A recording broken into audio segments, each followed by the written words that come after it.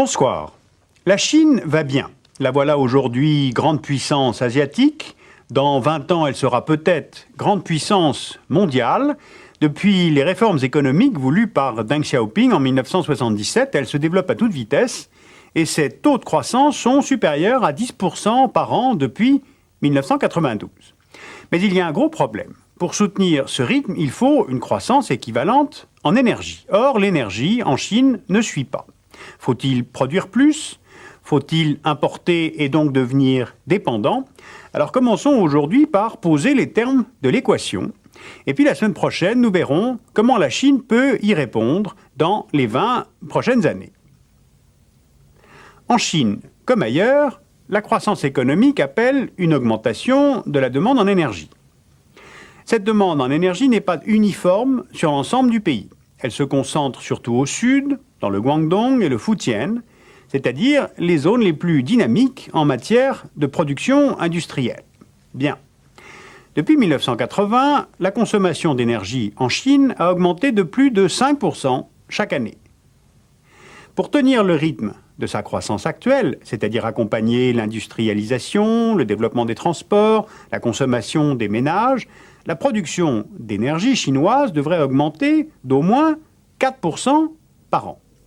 Alors peut-être que ces chiffres ne parlent pas beaucoup, mais il faut savoir qu'au total, les besoins en énergie de la Chine représentent 10% de la demande mondiale en 1999 et qu'ils représenteront 20% de la demande mondiale en 2010, dans 10 ans. Alors pour répondre à cette demande, la Chine dispose pour le moment de deux ressources principales, le charbon et les hydrocarbures. Alors voici sur la carte d'abord les principaux bassins houillers. La Chine est traditionnellement une puissance charbonnière. Elle est aujourd'hui le premier producteur mondial de charbon. Et pour l'instant, le charbon fournit les 3/4 de l'énergie chinoise. Mais cette prééminence du charbon pose au moins deux problèmes. D'abord, la distance. On le voit sur la carte, l'essentiel des lieux de production se situe au nord et au nord-est du pays, alors que les principales zones de consommation se situent au sud de la Chine, à plus de 3000 km de là. Alors le transport du combustible sur une si longue distance coûte très cher, et en plus, il monopolise 60% du trafic ferroviaire national. Deuxième problème, posé par le charbon, la pollution. La Chine est aujourd'hui le deuxième plus gros pollueur au monde, juste derrière les États-Unis. Or, cette pollution atmosphérique ne s'arrête pas aux frontières du pays. Elle touche évidemment les pays voisins, comme par exemple le Japon. Or, le Japon a fait de la qualité de l'environnement un de ses principaux axes en politique étrangère. Et comme la Chine a besoin des investissements japonais, elle ne peut pas se permettre de rester sourde aux récriminations nippones. Voilà, tout est lié. Deuxième ressource énergétique maintenant, les hydrocarbures. La Chine est le 7e producteur mondial de pétrole. 80% de la production de pétrole proviennent des champs de Daqing, Shanli et Liaohe dans le nord du pays. Là encore, la distance entre zone d'exploitation et zone de consommation renchérit considérablement le prix du baril. Et puis ces nappes ne sont pas inépuisables et leur production a tendance à stagner. C'est pourquoi, depuis plusieurs années, la Chine est à la recherche de nouveaux champs de pétrole et de gaz. Alors où en est-on aujourd'hui ? Regardons d'abord dans l'ouest du pays. Le probable gisement du Xinjiang autour du désert du Taklamakan et du bassin du Tarim. Un tel pari n'est pas encore gagnant, d'abord à cause de l'incertitude qui pèse sur l'ampleur réelle des gisements. Plusieurs forages récents ont donné des estimations du bassin du Tarim 10 fois inférieures à celles des premières prospections. Ensuite, l'exploitation de toute façon se ferait dans des conditions difficiles. Le gisement se trouverait à nouveau à plusieurs milliers de kilomètres des côtes, et puis l'oléoduc devrait traverser le désert du Taklamakan, où les températures vont de moins 40 en hiver à plus 50 en été. L'exploitation de ces nappes exigera donc d'énormes investissements en infrastructures pour lesquels la Chine a besoin de capitaux étrangers. Or, c'est là le troisième gros problème. D'une part, les compagnies étrangères n'ont pas très envie d'investir dans une production dont la rentabilité n'est pas certaine. Je vous rappelle que les prix mondiaux du pétrole sont bas à l'heure actuelle. Et puis d'autre part, côté chinois, ces investissements viendraient accroître la dépendance de l'Empire du Milieu vis-à-vis de l'étranger. Et ça, c'est en profonde contradiction avec la vision politique de Pékin. Deuxième pari pétrolifère, au sud-est maintenant, pour une exploitation en offshore des nappes situées en mer de Chine. On le voit tout de suite, ces gisements offrent l'avantage d'être proches des zones de consommation. Mais pour plusieurs d'entre eux, ils ont l'inconvénient de se trouver dans une région où la Chine est en litige sur des questions de souveraineté territoriale avec ses voisins.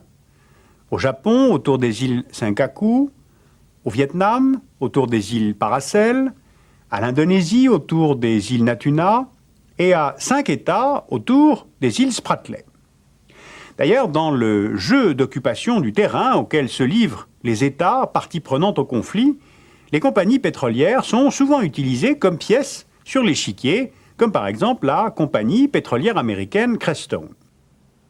Donc on a ici un coût diplomatique, et ce, au moment où la Chine cherche à améliorer ses relations avec les pays de la région pour affirmer sa position de puissance régionale. Dernier paramètre de l'équation, quelles que soient les perspectives prometteuses de ces nouveaux champs à l'ouest ou au sud de la Chine, de toute façon, ils ne pourront pas suffire à répondre à la demande.